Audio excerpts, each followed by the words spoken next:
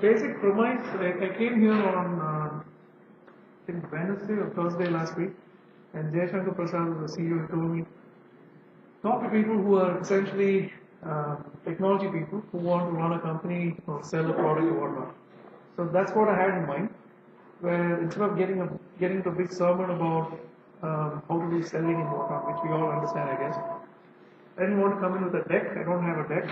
I don't have a PowerPoint presentation. Be thankful for it. I hate PowerPoint presentation, but I thought let's have an intimate conversation if we can. Answer questions that I possibly can. Whatever limited experience that I have in the field. So going back to the earlier point I was making before I got off camera, I was in Glow Class, and I was probably the only non-IIM guy in that group, and this was in Bangalore, and they expected me to get into the Element line of business, which involved setting up an entire office like this. So if let's say Oracle Corporation or Microsoft set up a big new office in Bangalore, you take up a turnkey project. You essentially say, ask how many employees and what square feet space you have, and you build cubicles, bottle levels, office cabins, whatnot, plus power. The whole turnkey project is taken up by Glow Class.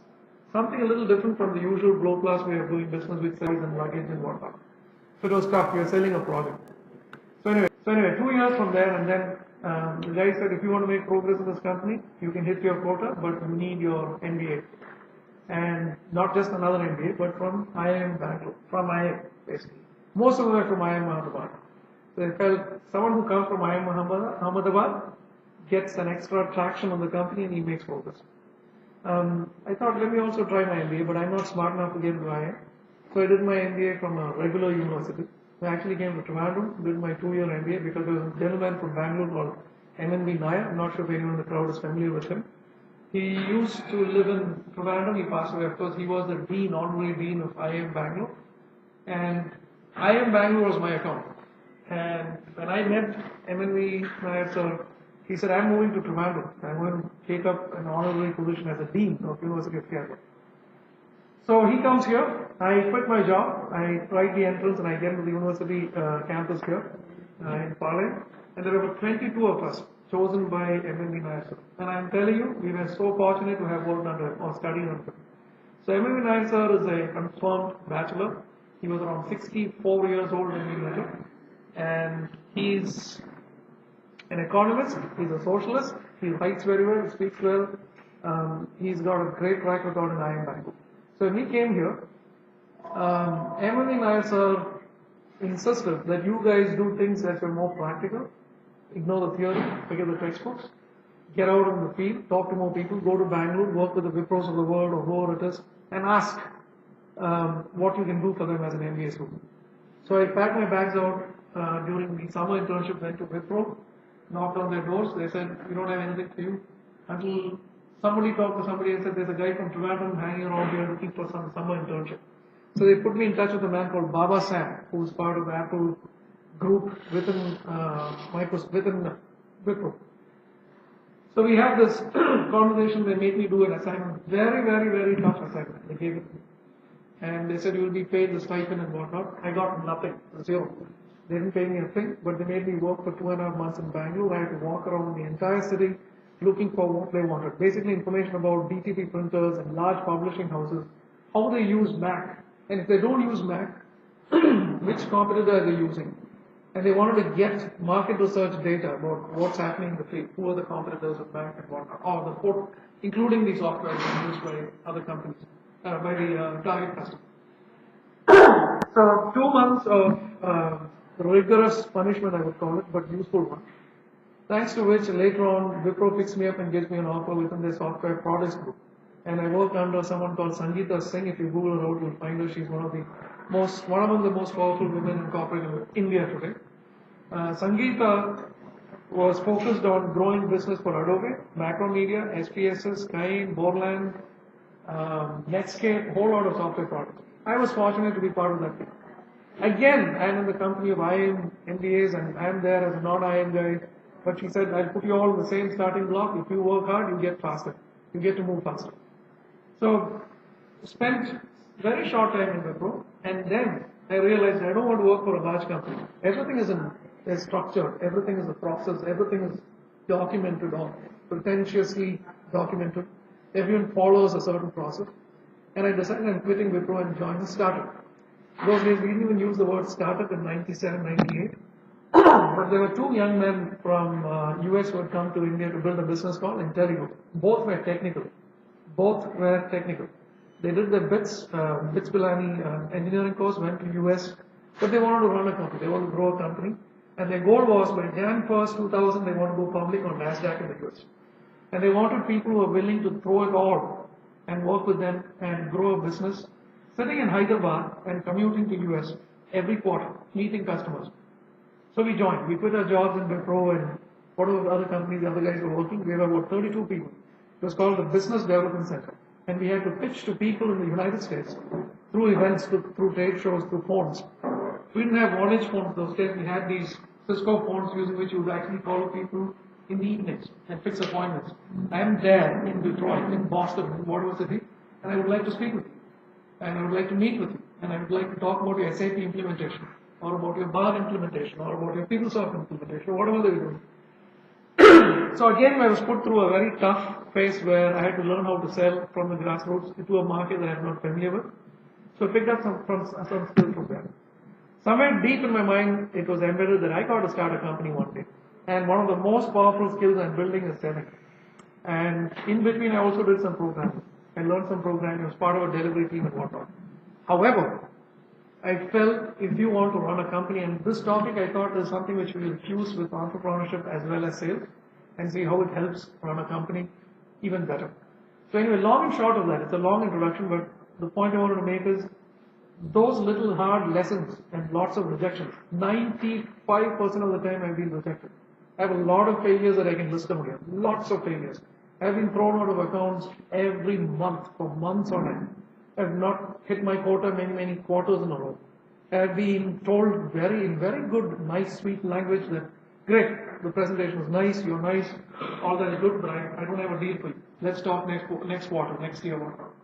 So it's been a lot of rough lessons learned through sales, while some of my friends chose to become programmers, more comfortable, sit in an office, sit in front of a computer, program away, become a program manager or project manager, whatnot.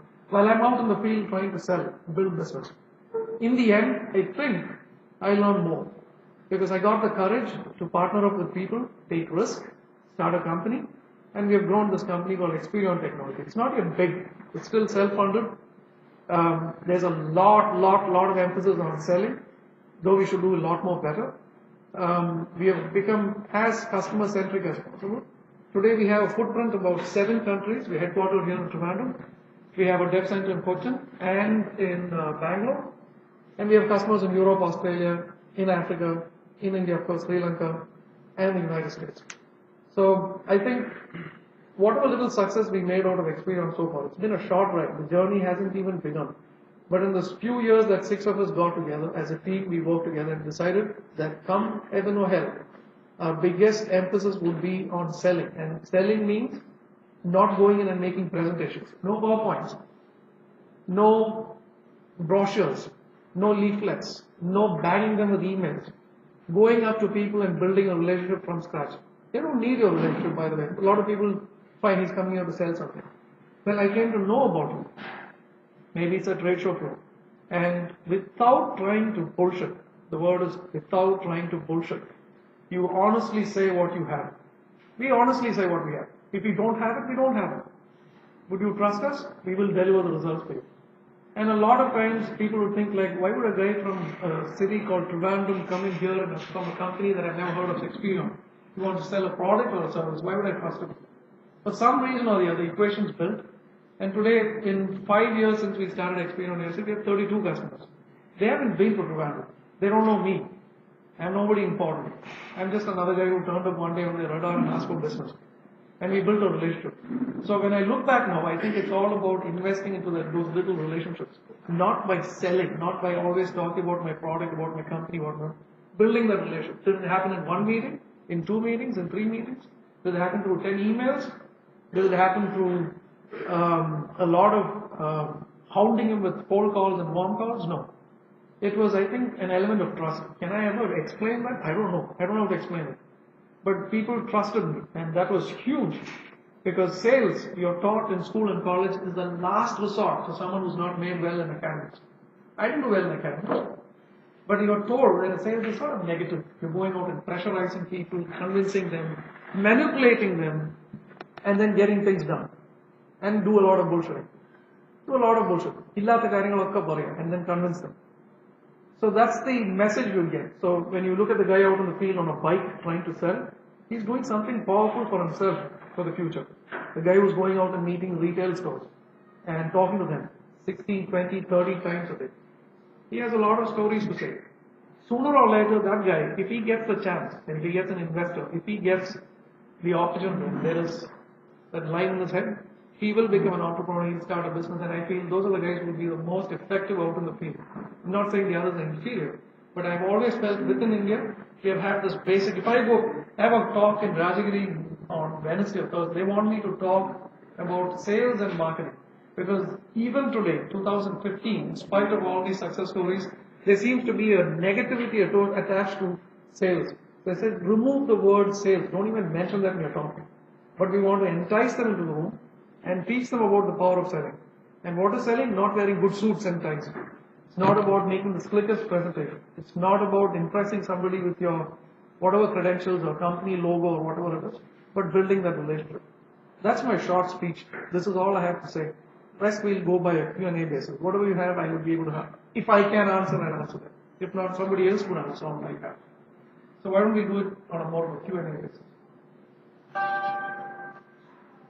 Can you explain the cold calling approach? Cold calling. Good question. I've done a lot of cold calling where, say for example, PAN was one of my first focus areas. PAN. Maybe even before that. SPSS. SPSS is a research software. It's now acquired by, I think, IBM. It's used by Coffee Board of India, Defense Research Department of India. And I was given that task of reaching out to people within India in these large organizations and getting them to come to Wipro office for a session where we would present about SPS's latest capabilities. So cold calling involved making a list of those people in my target demographic and reaching out to them and introducing myself. Were they there to pick the phone? No. If they did pick the phone, were they happy to talk to me? No. If they did speak to me with a sense of happiness, let's say, were they willing to accept what I had to say? No. So what do? You call up again. Not later, maybe in a week later, with something else, something different. Saying that the intention is not to sell you SPS blatantly. The intention is not to give you a pitch. If you bring in someone else, the customers use SPSs. He comes from Meghalaya, maybe from Manipur, wherever it is, and he's going to talk about his experiences using SPSs some flavor. Would you mind coming over? Let's talk about it. That found some more acceptance. So I learned some lessons there. Because there was some credibility. It's not Wipro selling, someone else is coming in. And the Coffee Board of India man comes in, he talks to the people from Manipur, whatnot, with this defense research guys come. So we got about 14 people in the first call. So that was a result of cold calling, just cold calling. And I've done a lot of that, I still would love to do it, but I have to admit I'm not doing as much as I used to. I wouldn't call it cold calling anymore. I think it's more planned calling than cold calling. Because I know something about him, or I know somebody who knows me and him in common through LinkedIn, or maybe I know him because he's done something very interesting in the field, or maybe he spoke in an event and I was at the event, and I want to use that as a reference. So, cold calling involved a list of targeted suspects, if you will, and I call, or a salesperson calls, and then shortlist and make it a list of warm suspects, prospects. And from the warm prospects, I start building up my database of qualified guys who I should target. There are some people in this group I know who are very good in this. They've been hunting and been very good hunters. Two types of salespeople, I guess, the basics. Those who are not familiar with the basics. Either you're a hunter or you're a farmer. The hunting guy is the guy who's very excited, optimistic. He needs a lot more energy. He's hunting. I know there are 72 companies in India that will buy. I have to hunt them out. I will hunt. I will go out in the field, talk to people, network, make connections, do research. I'll be out in the field and build these connections because they are the most valuable thing that I can build. The other guy is the farmer. The farmer cannot go out. He's not your aggressive go-getter who will go out and build, but he does something else. Once you hunt an account, you farm that account. Meaning, you will build relationships within that account. If it's GE in Bangalore, you will meet multiple managers there. You will talk to the managers. You will build individual relationships with one-on-one with each of these managers or directors or whoever it is, and cultivate that account. And the farmer has an account of 1 million target to build, while the hunter says, I move on to the next account. Because the hunter is not going far. The hunter is going to go hunt for more business. With an Experion, we decided that all of our stakeholders, as much as possible, we will hunt for business. No point saying, I'm going to sit here in this office and be a stakeholder and I'll manage people and think strategically. Bullshit. You go out and sell. You go out and talk to customers. You stand in a booth 8 to 10 hours a day, cultivate relationships. Talk at an event. How good or bad you are, your English or your Telugu or your Malayalam, whatever it is. If you're confident about your topic, go out and speak. Even if it's 10 people who turn up, that's suddenly a relationship you're building. We've done that. We got a call, can you imagine, from Experion, 2 people are called by Oracle Corporation in San Francisco to speak about our product, FieldMax, at Oracle Open World at the Moscone Center in San Francisco. We were stunned. So we went there. And when we went there, we saw there were big companies like Deloitte and the Wipros and the Infys. They come in busloads and they have executive vice presidents speaking. You have big people sitting in the room, and then you have an audience of about 40, 30 people, maybe 100 people. And within 15 minutes of the conversation or the topic opens, they open their deck and talk, the guys vanish. They all walk out. In US, people, if they don't like or they're not able to connect to a topic, they just get up and leave. It's not considered offensive. I don't want to use my time for something that I'm not interested in. They walk out. So we go there, we speak, and the guys who came in actually sat down and listened. I think it's because we had a story that we genuinely wanted to talk and share. They sat there. I used that audience who came into the room to do some warm calling, if you will, not cold calling, because we exchanged cards, we had some conversation, whatnot, and I used this as an opportunity to build some relationships there. One resulted in business. The rest of it, some of them are relations, some just went away. Another question I can answer? You said it's about building relationship. You said, So you said like it's not about selling. You should try to build a relationship. You should go out and. So I work for I sell software like a solution. So how do I go about doing something like that? If I say I'm in Bangalore or something. Like what would be the basics? Like I really want to send out emails or try to call. So let me get this right. You're based in Toronto. You're trying to sell a software product to a target customers in Bangalore. Bangalore, Mumbai. Okay. What industry is that? What industry are you targeting? It's a call tracking solution. Okay. He has companies to track the source of their calls. How are they getting those calls? Okay. And maybe he has realized what are they doing about it. So. I wish I had an answer for you which solves your problem, but No, it's not a problem. I like your idea, like you said, you should try to build a relationship. I would spend my time in the field in Bangalore. I would do a lot of online research on LinkedIn and find connections. All that's nice and pretty. But I would go there because in India, it's easy to walk up to the receptionist and say, I would like to meet this man. And and they're not going to let you in, of course, they won't. But I have tried this in Wipro, gone up to Ericsson, I've gone up to several accounts and I have waited. I waited early in the morning before these decision makers came in. Very crude way of doing it, but I got it done. And those days I was young enough to have the patience and the determination to do it. I waited outside GE. I waited inside IIM Bangalore to meet Dr. M.N. Nair. I waited after they finished their work and come out. And I don't hound them and walk all the way to the parking lot talking about how good I am or my company is. But I say, I've been waiting for several days to talk to you, sir. Can I get 10 minutes? Tomorrow when you step out of the car, I would love to talk to you. Just 5 minutes or maybe 10 minutes, still have to get up to your door. If you let me in, I'll be happy to, but just want to talk about a couple of things. They're a little puzzled. Why would someone want to wait outside the door and talk? I built it like that. It's a crude way. It's not an answer to your question. No, it is. Let's say I'm targeting someone bigger, like maybe I can try that. The larger accounts. They're very strategic, if you will, or named accounts, and I want to get them in any circumstance. And I go up to them. And I tell them, I've been waiting for 6 days, I couldn't get you. Can I come and talk to you? 10 minutes, 5 minutes, 3 minutes. Or I can call you on the phone. And I, honest to God, I will not call you back if you don't see any value in I'm talking about. And you keep that word. You never go back to it because you would have told you. No, Mahesh, I don't think I have a need for this now. Maybe 2 years down the line, which means it's a no. Because people are being nice to us. I've done that. I've done that and I'm very proud I did that. Many times. Into all outskirts, in far-flung areas of Bangalore, the lake, in the early to late 90s. It was a little easier after that, the traffic was better. Bangalore was easier to manipulate. Sure. But I would still say, if that's your market, you've got to be out there. You will still make sales sitting here. You will still make sales by making short visits and whatnot. But if you really want to make relationships build, if you're out there and you're telling your manager that I want this budgeted for me to be there 10 days a month, 12 days a month. This month it's Bangalore, next month it's Bombay. And if you're in the field, I do that even today. I live in Dallas, but my time is spent between California and other markets where I have customers. I go there. But in the US, I find it difficult to walk up to a receptionist and say, Canada, they call it stalking. And I'm probably even blacklisted. So I can't do that there. But here I can.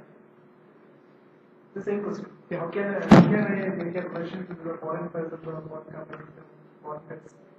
So when you say head, you mean the CEO, the top? Yeah, decision makers. Okay. I'm also selling 6-year technologies. We also have a software company.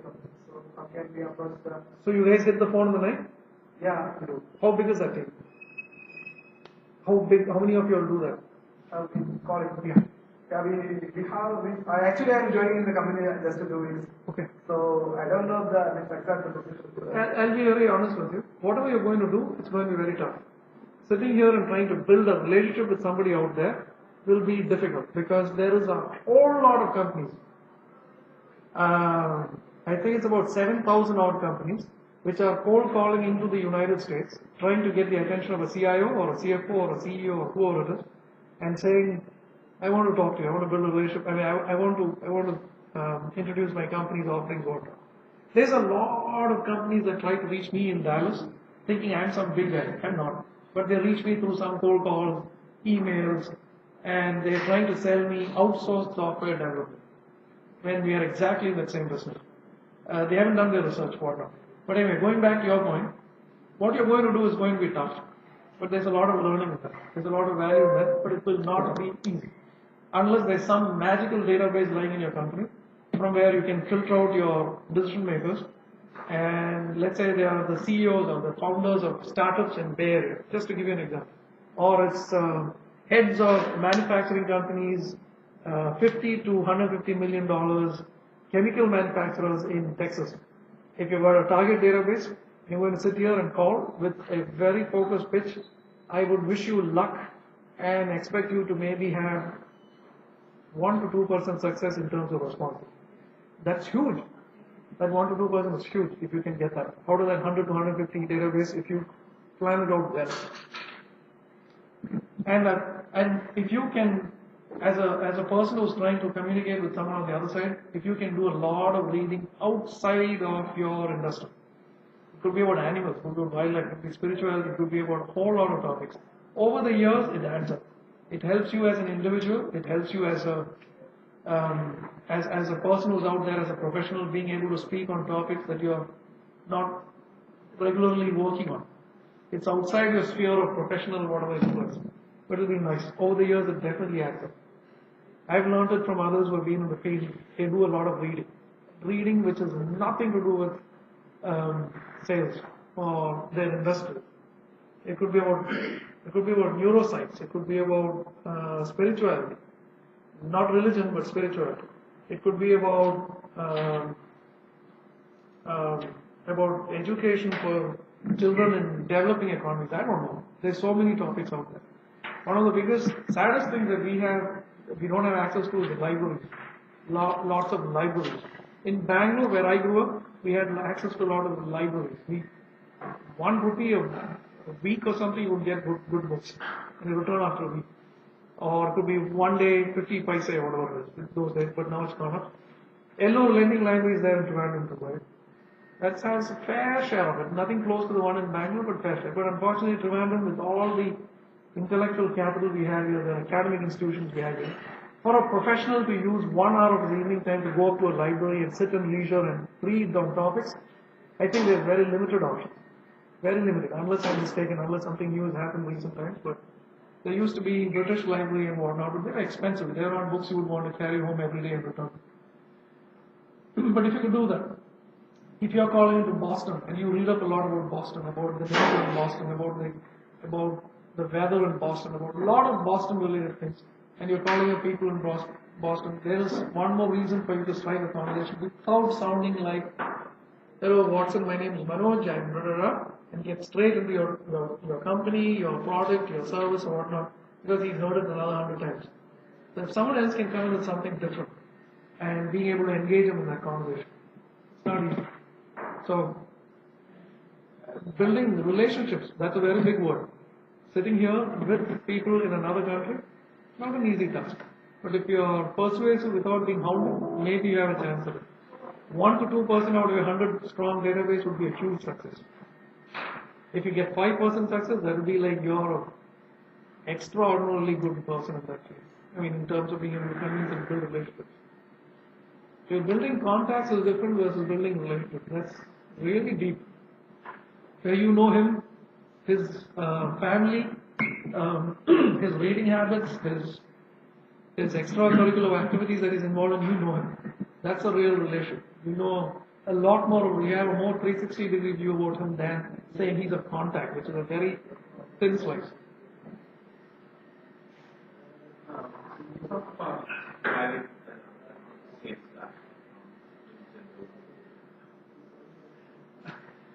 How many of you have in your company? Yeah, not yet. Not yet. I face the same problem myself. We have,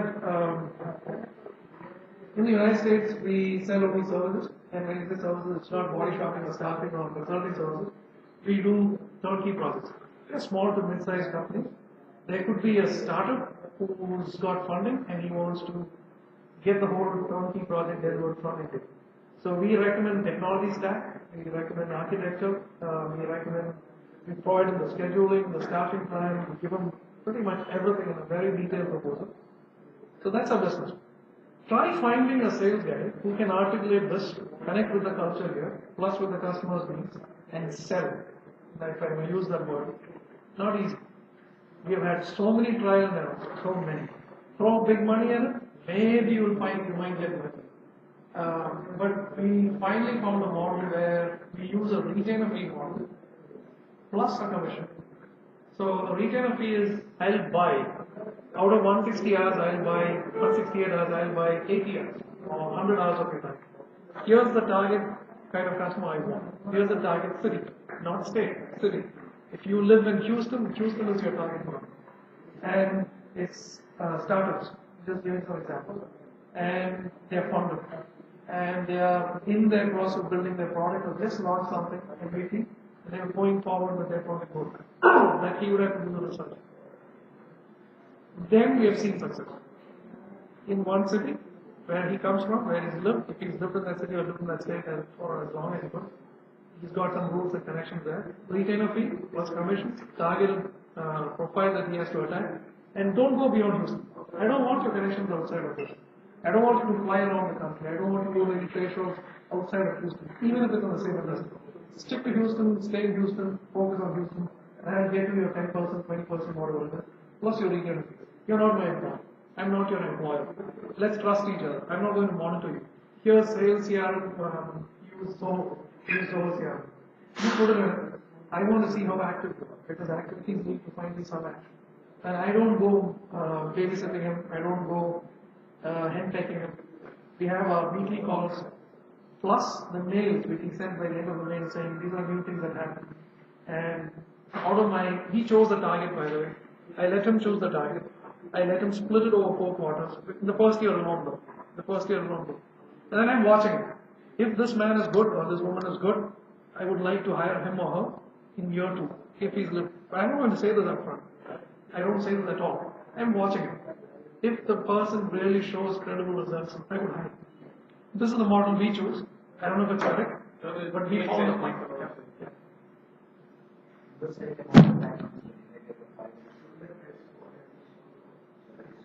Yeah, yeah. So how you started conversation?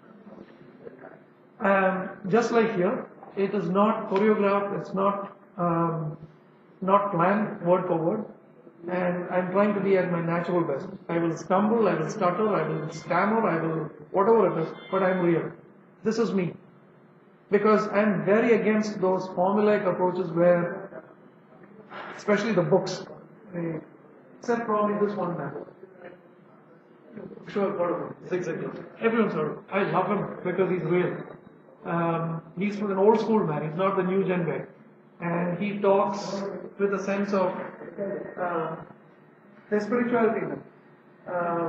He's been there, done that many times. He's run his own company. He is. I've heard him speak, and I thought that man is actually not BSing for the heck of it. He talks real. People like them, or for that matter, people are not familiar with sales. They will ask you to be something you're not. You have to be dressed well. You have to. If the customer smokes, you smoke. If the customer drinks, you drink. If they eat non-veg, you eat non-veg. You don't need to be that. I am not being that. I am just me. And if I am bringing something of valuable information or something resourceful to you, I should be able to do that without having to do all this. I've never had to bribe anyone. I've never had to make profound statements about things that we don't have. I'm just being me. And when I get 5 or 10 minutes, honest to God, I don't write down every little line that I must say, but I know it in my head as to what I want to communicate, and I communicate as I am. I sometimes make a bad impression, but it's okay, I'm real. Because someone who's on the other side might think, this fellow is real, he's trying hard. He's simple. And English വലിയ പ്രത്യേകത, Telugu വലിയ പ്രത്യേകത, but the guy is trying hard. And I learned it the hard way. And I've been rejected, I'm telling you right up front. 90 to 95% of the time I've been rejected. The remaining 5 to 10% is whatever little success I got came from that. അതുകൊണ്ട് എല്ലാം എഴുതി വളരെ careful ആയിട്ട് 5-10 minutes ago, then the pressure builds up. You're artificial, you speak, you fumble. The guy asks you something in between, you lose your flow. എല്ലാം പോകും. Rather be what I am. But subject തലയിൽ ഉണ്ടാവും. But the lines need not be doctored. Or your mannerisms or whatever. Sometimes the decision takes too long, and in Europe, especially. So how do you keep the process warm? Oh, that's a very, very good question, and it's not easy, and especially in Europe. The sales cycle is slow. First, the trust factor. Indian company, Indian calling me. He wants to talk to me about getting business out there, especially in Europe. In US, it's a straight shoot. They'll shoot you in the face and say, I don't like it, or I like it. Especially in belts like New York. Up there in upstate New York, or not upstate, within New York City, it's very easy. They tell you if they like you, they don't like it. I mean, in the sense that I'm not interested in your service or whatever. So you don't waste this time, he doesn't waste my time, we move on. In Europe, they go around in circles and circles and circles and circles. It's their culture, and the only answer that I have is keep at it. That's all I have to say. But when you keep at it, each time you go back, I would present newer and better information, convincing them about it. I would say, here is a reference in Denmark. They say, Denmark is a different market. I'm in Sweden. For them, that market is different. It doesn't matter. But I would say he's still a customer. He's never outsourced before. And he took a difficult decision. He built a prototype with us. The results are there to see. I can send you the link, but I would rather have you speak with him. Can I set up an email meeting or, a phone meeting with him or a Skype meeting? Those kind of little things that help in bridging that element of suspicion. Are these guys for real? Because Europeans, I think most markets, we have customers in Sweden, by the way. We have customers in Denmark. It's not been easy. It has been a very, very, very slow and difficult build for us. Some of my partners have been out there several weeks, several times in a year, meeting them. Once that happened, some of these customers of us have invited my partners back to Europe and said, here's 12 people in the room for you. Talk to them. And he says, they did good work for me. And I think they will do the same for you. Which I think is a norm in Europe. And there's a lot of good interaction that happens. So my partner standing there in front of them and talking to them. And the customer vouches for the fact that he did good work. And out of the 10, 12 people, for 2 or 3 start responding, and we are in touch. The remaining 8 to 9, it's okay. Probably they weren't convinced. Probably they feel it's not the right time. But it's been very slow. It's been more difficult. And we've gone back with different types of responses each time, different techniques, varying it, not the same approach, the same style, the same information. We vary it. And getting them to say, I can connect you to 3 people in Europe who have not had experience in outsourcing. Can you please talk to them? I can arrange a call if it's suitable for your time. Or if you're traveling the next 2-3 months to any of these countries, I can connect you with the reference, speak to them in person. Ask them what challenge. Probably they might have some bad things to say about us, but overall they had good business with us, good business relationship with us. We've done those things. It's worked. Slowly, very slow, very slow. Have And you tried to email marketing, like sending unsolicited stuff and all that? It doesn't work. all that email stuff, cold calling, and leaving those long voicemails, which we Indians tend to do that. We have long emails. I mean, voicemails. Very, very wordy ones. Very standard emails that come out. Introducing myself, my company, there's a long email, 3-4 paragraphs, they lost it. It goes straight into their delete folder, their recycle bin. But Europe has got its own thing, so we kept varying it. This we don't do.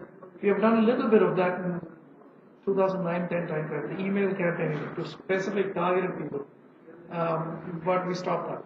It was not yielding results at all. So we especially when you started with first few customers, Yeah. where do you feel find success? People you knew, whether hot, I would say, Yeah. or cold. Where did the success actually come? Where did you actually convert it? Because I can conflicting things. The first few customers we got were because we literally begged some of our contacts to give us an introduction to people they know near and dear. So, for example, my first customer came from a man in Houston who was a Malayali, who's lived in Kerala but lived most of his life in the United States. I asked him to give a credible introduction about where this state is in Kerala, in India, who we are, Keralites and whatnot, to his contact, with whom they went to school together in, I think, somewhere in Texas, and this man is in New York. This was in 2010. I moved to Texas in 2010, and I asked this gentleman to give me the introduction. And he said, I will never ever bother you. All I need is this one introduction. And it is this man. This one contact of yours. And he did that. The timing, that was luck. Somewhere it was written that that man had a need. And even today we have business with him. This being 5.5 years. We are still doing business with him. We still have that respect and relation. He in turn, he will not believe this. This same person from New York, he flew down to San Francisco to introduce me in person. This was 2.5-3 months ago. To another company where they have a relationship, they are doing business. And said, these are guys from a city you've never heard of, Trivandrum, in Kerala. And they've done good work for us. It's been 5+ years since we've been doing work with them. They knew we were a startup and they worked accordingly. And it's grown. Our business has grown and these guys have been whatever. And one of the men sitting on the other side of the table says, oh, Trivandrum, I've been to Kerala, I've been to Himalayas, I've been to many ashrams, I've traveled the length and breadth of Kerala, I soak in Eastern philosophy, I've read a lot of books about Eastern philosophy, I'm a vegetarian, I do yoga. So I'm thinking, here we go. There's so many pointers that I can talk about, I can connect with them. The man is actually opening up the door saying, let's talk, let's build a relationship. And so we have another prospect. Have I still done business with him? No. But I'm hoping I'll do it before the end of the year. It is all because of this one person referring to somebody else. Today when I go to a connection, I say, if we do as a company, we do business, in return I ask for a favor. Give me 2 names of people you know anywhere in Europe, Asia, Germany, I don't care where. 2 people with whom you think we can do business. And most of them have been obliging, provided we deliver results, of course. So to your question, it was through connections. Cold calling has not yielded much. To your question, cold calling hasn't yielded much. Relationships through existing relationships has been the best way. Speaking at events has yielded some credibility. They come up to you and talk and whatnot. The third one is, I would say, in the order of getting business done is trade shows. relevant trade shows, we're being there at the booth as a stakeholder, not a salesperson. I don't let the salesperson stand there and talk, but I stand there and I talk, and it's yielded me results. Some have taken up to 2 years of follow-up and going back and forth on email, but it's easy. So first, best source was connections. Getting somebody to refer, put in a good word about us, put in a good word about us. And that's how it's been. In terms of levels, at what level you really The C levels. or C level, because we get thrown out the fastest from there. If there is a need, then definitely they will articulate it there in the building. Start with the C level, and if the guys are not interested, they will tell you. If they see value, if they don't have the time, they'll say, why don't you talk to Jeff Thompson or whoever it is and get moving with them. That's yielded results because the CEO's office said, not necessarily that he'll sign us, but he's considering us. We have a shot. What is the best way of contacting the people or connecting with the people? In What is the best way of best way. If your market is Europe, I would identify trade shows in Europe, and I would want to be there in the market. We can sit here and send 2,000 emails per month, but that will be, imagine the time and money spent in terms of effort, everything, and instead makes it in one trip where you attend 1 or 2 events in 2 weeks in that part. Obviously, money is a factor, budget, no one wants to, can this guy do it, will he waste time, all of that comes in. But if there is a good rapport between you and the person who's making that decision, and he believes in you, he better send you out there. Somebody believed in me and he sent me out. This was in the 90s. And I went to a market and I I interacted with people and learned it the hard way. It wasn't easy. The food, the culture, the noise, everything. But I went through that curve. Somebody believed in me. Because if he didn't believe, I wouldn't fit. If he didn't believe in me, I wouldn't stay in that job. I would move on. And every company I work, this is not good advice, especially the younger people. I don't sit in a company more than 3 to 4 years. At least those days, because it wasn't easy. I wanted to move on, because I had one goal. I wanted to start my own company. And when I say my own, it's not me alone. Partner with 6 or 7 people, or 5 people, or 3 people, whatever it is, but we wanted to start a company. And I want to learn as much as I can, and then start a company. Someone want to ask a question? how can you maintain it for a long period? How can I maintain a client? Yeah, For a long time. For a long period. If you're building something, we are in the services and product business. On the product side, we have a tough goal to achieve. We have a product called FieldMax. And the FieldMax is a product that is, for example, if Godrej would be an example. So in one line of business, we sold FieldMax. It's a supply chain logistics solution, or you can call it a Salesforce automation solution. We delivered the pilot. It went successful. They want a national rollout. Here is a perfect opportunity for you to build that relationship lifelong, because you've gotten into Godrej and it's only in one division. I have all the reasons to make sure that this is one of my biggest assets in my list of strategic or named accounts, whatever you want to call it. And prior to getting into Godrej, the man who was there took him 2 years to get him there. 2 years. By then he had built equations with a lot of people. And they delayed it and delayed it and delayed. By then he had some contacts there. And now there's even more reason for him to broad base his connections within Godrej. That's on the product side. On the service side, we can go on and on this topic, but I'll keep it short. On the services side, when we build a lot of products, software products, and when we build software products, you start with a wireframe or a prototype, or you build a minimum viable product. But then the whole intention is to build it long term. You want to stick with that software product and build it through different phases. As he's getting funded, as his customers grow, I want to grow with it. We use everything possible to retain a customer rather than hunt always for a new customer. Because it's more expensive to hunt for a new customer and keep them, where it's less expensive to retain the same one, because we all know the basics of it. If you can retain a customer, the cost of maintaining a relationship is lesser compared to whatever you're going to hunt and bring them in the house and cultivate the relationship and whatnot. So what do? We do whatever takes possible to cultivate the relationship.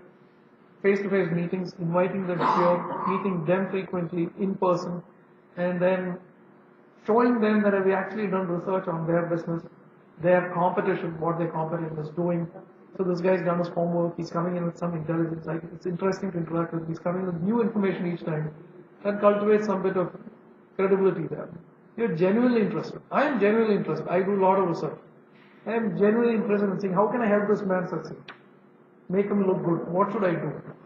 And I get accepted by the 5 or 10% who have accepted. The remaining 90% probably didn't like me, didn't like my face, didn't like what I said. It's okay. But my life was built on that 5 to 10%. Likewise, I think most sales people will do that.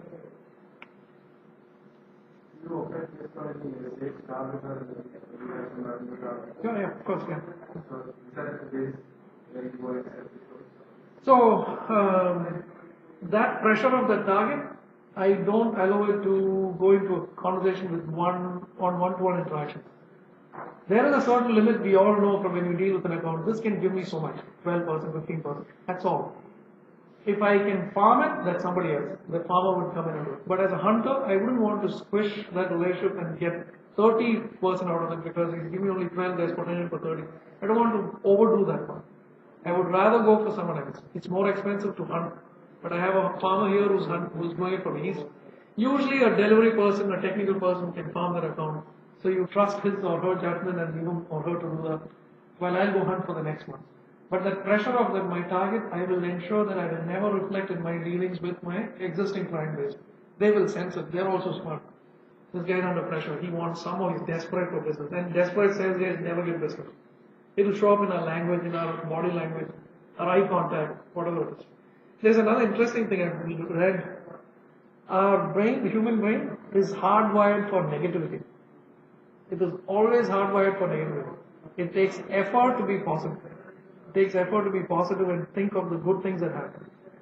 But otherwise, normal scheme of things, we tend to become negative about business. It affects us. It affects our personality, whatever it is. There's another dangerous level below negativity. And I think in a society like Kerala, we are becoming exceptionally good in that. Being cynical. It is so deeply ingrained in us. Maybe the people in the other states also say that, I think so. But I feel we are overdoing that part.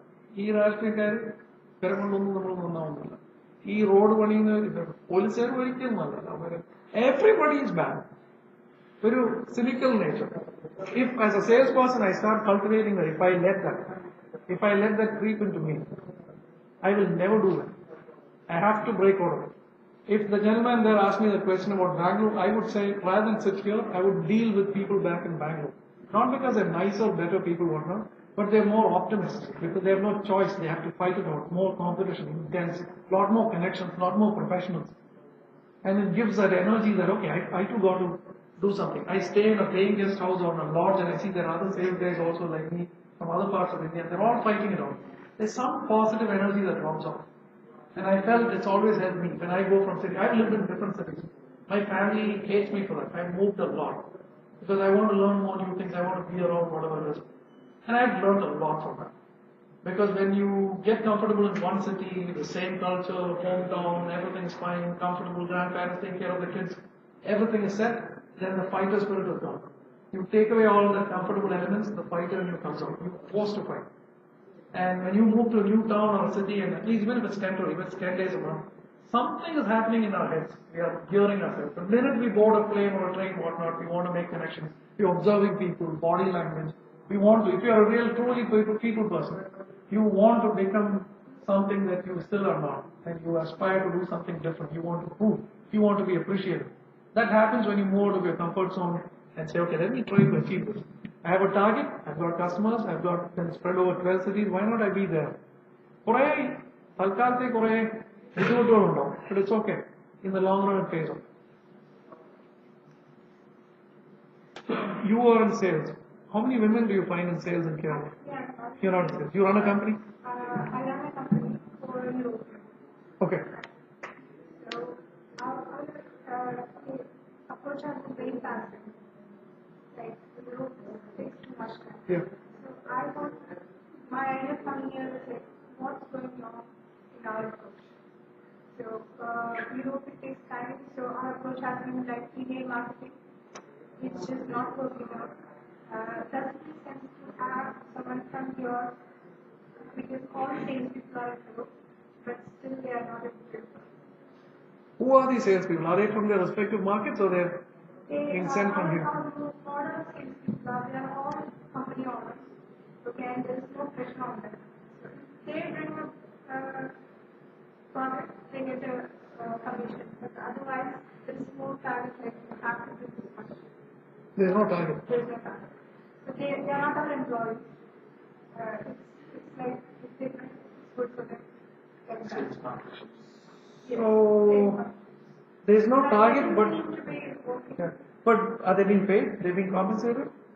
There's no motivation. So there's no motivation. There's no motivation. No, you have to do that part. They get paid, and there's a variable comp that's motivating them even further. Make sense to have a business analyst from here or keep having someone there because semiconductor is pretty expensive. So when you say business analyst, you mean a pre-sales person who does the market research and whatnot, right?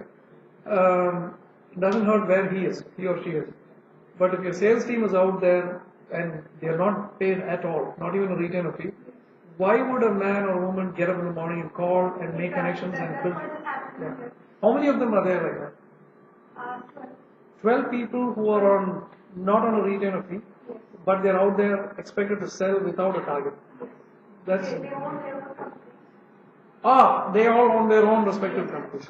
With the partnerships. Okay. So, yeah, I wouldn't do that. It's not working out. I wouldn't do that at all. Because there's no, let's face it, why are we all working? We want to make money. We want to be reasonably prosperous. Most of us don't want to be overtly rich. We're not trying to be Steve Jobs and all of those hacked names, but we want to be reasonably wealthy. And we want to tell our family that I was with you all through. And plus, I built my own professional career, whatnot. But if you don't have money in the game at all, and there's no target, there's no goal, there's no direction. Maybe there's direction, but they are not motivated at all. So that model, I think, is not on the right path. So who is making the decision that let's bring in partnerships, but not pay them a dime, but they will expect to bring in The business? company owner, Okay. he's the European, he's the Belgian. Okay. So, he brought this model of like partnership, where people have their own company, they are in the same industry that we serve here. And they spread around Europe. They spread around Europe. So, different countries. But it's not working. Maybe it is. We have never done that model. And we don't have a business analyst from here. So, I have been like talking about probably we need someone here also to. Yes, that role is definitely valid. You don't need him there. He can be here. Because he feeds intelligence into these people. Yes. And that is a good step. But beyond that, if he's not incentivized to get, not even incentive, even a retainer fee, even if it's a very trivial amount, and saying, I want dedicated 8 hours of every Tuesday of yours, whatever it is, and you will sell for me, and we have to talk. Wednesday we have to talk. And Westerners are usually good if you tell them specific directions and tell them this is what I expect out of you. If they are not good enough, then we know what to do with it. We don't move on with it. We don't waste our time on it. We get a lot of calls from partnerships. We'll do it for you in Canada. We'll do this. There's a lot of things everybody says, but we stay put. We are organically funded. We are not funded from outside. We internally accrue our revenues and put it back into the business. It's a tough game, but we have grown. The last thing we would want to do is spend time on somebody who talks big about biggest things that he can bring in from a specific market. The bigger he talks, the more worried we get. We would rather start small with people who can practically execute small wins, and move on in that account. If he's not speaking that language, I would stop speaking with all those 12 people and rebuild, or go back to them and say, here's a retainer fee. I want 12 hours of your dedicated time every Monday, Tuesday, whatever it is, and then build that. Do you lead providers? No, we don't. We tried that. It's failed. Oh, You mean, okay. Hoovers I have used in the late 90s and early 2000s, I've used it. It's become richer, more insightful and all of that. But in recent times I haven't. Now you have more targeted databases which are covering specific markets, not as expensive as Hoovers. And there are smaller players there. I haven't tried it out myself, but they keep calling and saying, I've got this database in this vertical, manufacturers, whatever it is, and I'll sell you that slice. And it'll be 1/3 or 1/4 of Hoovers.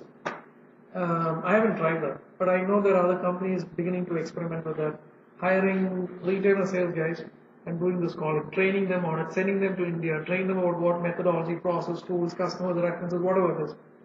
Get them back in the field after about 2 weeks, and they're generating results. But these databases, the big guys still use Hoovers, and there's one from the East They Coast. are on Facebook. Correct. No, there's one more where they. Speaking of which, there's a guy called Varun Chandran from Koilon, who's built a small company, and this is if you're interested in entrepreneurship. He built a company called Corporate 360. His company provides or analyzes leads for technology companies, which you can feed into your sales guys. But how effective it is for non-product companies, I don't know. Dell, Oracle, and a few others use this solution, and he's grown from 0 to 1 million in 2 years. And he's building his dev center here in the specific village where he grew up. He's building his dev center there. He's based in Singapore. He's got customers in US and whatnot. Those who are interested in real positive reinforcing stories, you must read about Corporate 360. Varun Chandran comes from a very poor family. He built his business from scratch. You read it? Just read in the newspaper. Okay. He's been covered in a lot of magazines. Young guy. He's probably about 32, 35. I respect him a lot. No, he was here. Where? Here? Yeah, we got him when we had the other office. Okay. We got him here. Okay. Yeah, we are in touch with him. I'm in touch. In fact, I keep telling him, go down to the schools, the MBA schools or wherever it is in Kerala and go share your story. And he agrees. But the man's now running for funding and he's growing very fast. But yeah, he provides leads for technology. I'm not sure for the services companies, but this is the space he's in, where they do a lot of research. And if you subscribe to a solution, it'll give you inputs, inside views, tips. Okay, Dell's opened up a new center in Austin, and they're buying up 100 servers. And the vice president of this said this. So they are analyzing data. We call it big data, but I don't know about it. But they basically analyze anything and everything about that company or that account that you're targeting, and feed it into, let's say, the Oracle sales guy who's calling into Dell. So things like that. So there are other smaller companies in the US too, which are offering it at a much more subsidized rate than the Hoovers of the world, which is a giant database. Equivalent of Hoovers? Nothing that comes to mind right now. There are a lot of free ones which anyway won't help. Paid ones I'm not able to recall right now. I've lost touch with Europe calls. It's been more than almost 10 years now. I don't know what they use there now. But we don't do that database-based calling or whatnot. We spend out time in the region, in trade shows. If we get a chance to speak, we speak. We also have people on retainer fees who will run after that specific market, not the entire Europe, like I said earlier, or even a city, and plus variability. So the money part is there. If you don't have money, why would you even want to do that? But it's a very interesting situation that you don't have a target and 12 people out there, but they are partnerships and not hitting your numbers and you don't have a And BA. honestly, European, he is in Europe. Is he from a sales background or a technology background? Probably technology. Sales Sales background? Okay. I will not ask you the name of the company. background. Sure.